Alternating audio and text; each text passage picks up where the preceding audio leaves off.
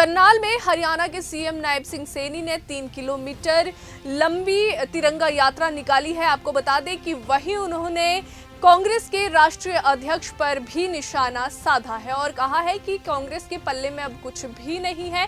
साथ ही उन्होंने ये भी कहा कि कांग्रेस जो है वो हर वर्ग का शोषण कर रही है, चाहे महिला हो, बुजुर्ग हो या फिर गरीब हो, सभी कर्मचारियों का शोषण किया जा रहा है।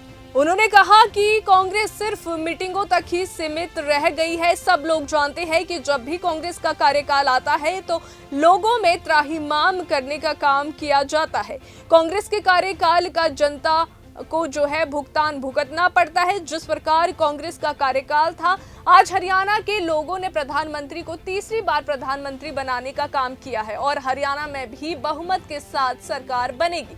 ईडी द्वारा मनोज वधवा, दिलबाग सिंह और सुनील पंवार और अन्य नेताओं की 122 करोड़ की प्रॉपर्टी को सीज किया गया है। इस पर सीएम ने कहा कि जिन लोगों ने भ्रष्टाचार किया है और उस भ्रष्टाचार को लेकर ईडी अपना काम कर रही है। प्रधानमंत्री नरेंद्र मोदी ने हर घर तिरंगा का आह्वान किया है और पूरे हरियाणा में तिरंगा यात्राएं निकाली जा रही है।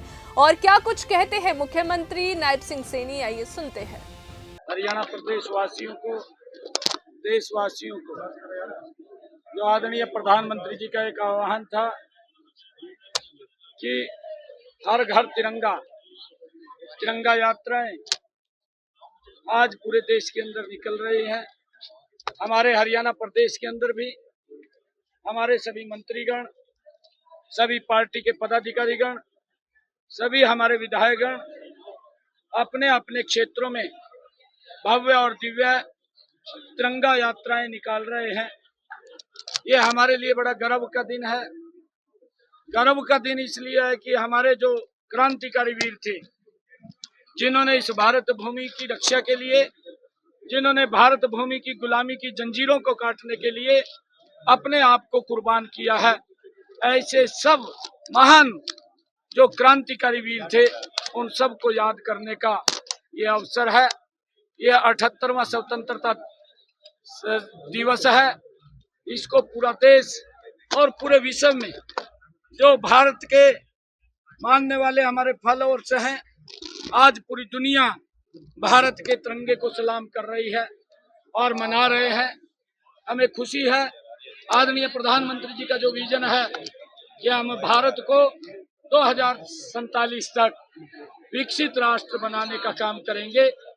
ऐसे अवसरों के ऊपर, क्योंकि जो हमारे क्रांतिकारी वीर थे, जो हमारे क्रांतिकारी वीरों ने सपना देखा था, उन्होंने ये सपना देखा था कि हमारा देश कैसा होना चाहिए, उनके सपनों का भारत बने और उनके सपनों का भारत बनाने का संकल्प ये आदरणीय नरेंद्र मोदी जी ने लिया है। हम विश्वास दिलाते हैं कि हरियाणा आदरणीय नरेंद्र मोदी जी के साथ कंधे से कंधा मिला करके उस विकसित राष्ट्र में अपनी अहम भूमिका अदा करेगा और हम सबको भी इस अवसर के ऊपर संकल्प लेने की आवश्यकता है कि हम आदरणीय प्रधानमंत्री जी के उस संकल्प के साथ मिलकर के भारत को विकसित राष्ट्र बनाने में अपनी भूमिका अदा करेंगे। ऐसा संकल्प हम सब ने लेना चाहिए। उन क्रांतिकारी वीरों का सपनों का भारत ये हम सब ने मिलकर के बनाना है।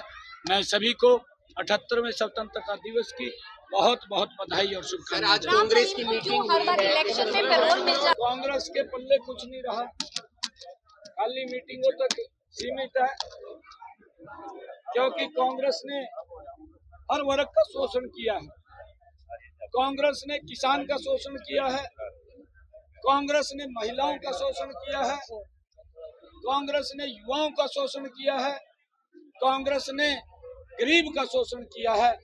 आज सब लोग जानते हैं कि कांग्रेस जब सत्ता में आती है तो हर व्यक्ति को त्राहिमाम करने का वो निर्णय करती है और लोग उनके कार्यकाल को भुगत चुके हैं।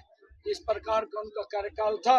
आज हरियाणा प्रदेश के अंदर आज भारतीय जनता पार्टी नरेंद्र मोदी जी को हरियाणा के लोगों ने तीसरी बार प्रधानमंत्री बनाने का काम किया है और आने वाले इस विधानसभा के चुनाव के अंदर भी उनके दिशा निर्देश में तीसरी बार हरियाणा में भारतीय जनता पार्टी की सरकार बड़े मैंडेट के साथ बन रही है और विकास की गति के ऊपर तेजी से हरियाणा और बढ़ेगा। आदरणीय नरेंद्र सर, मोदी। 122 करोड़ रुपए की प्रॉपर्टी सीज की है ईडी ने, जिसमें मनोज वधवा, सुनील पवार, दिलबाग सिंह, तमाम कांग्रेसी नेता और लोग व्यापारी।